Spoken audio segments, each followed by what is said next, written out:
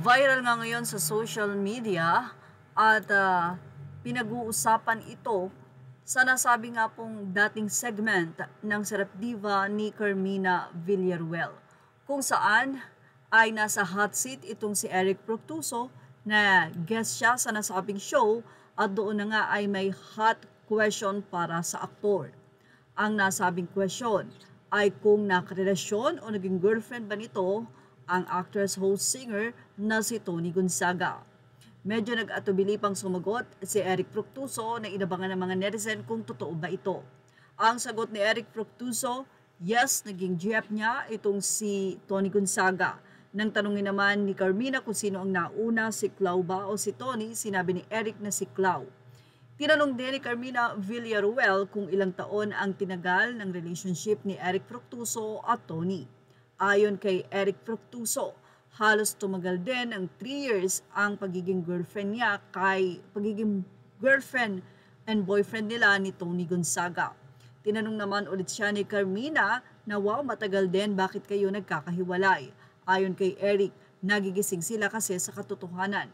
Pero ayon sa kanya, minamahal daw talaga niya ang mga nagiging girlfriend niya at hindi siya nag-fifling lang.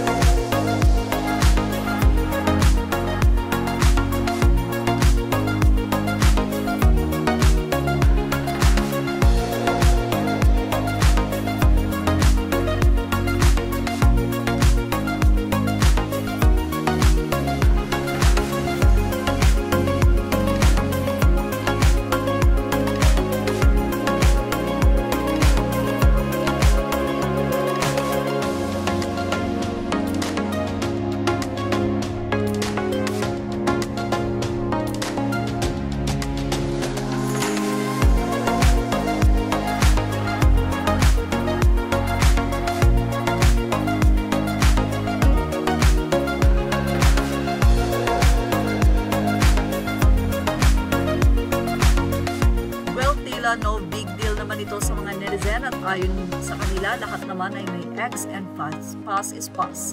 Yan ang ating showbiz na update. Thank you for watching. Images are all credit to the rightful owners.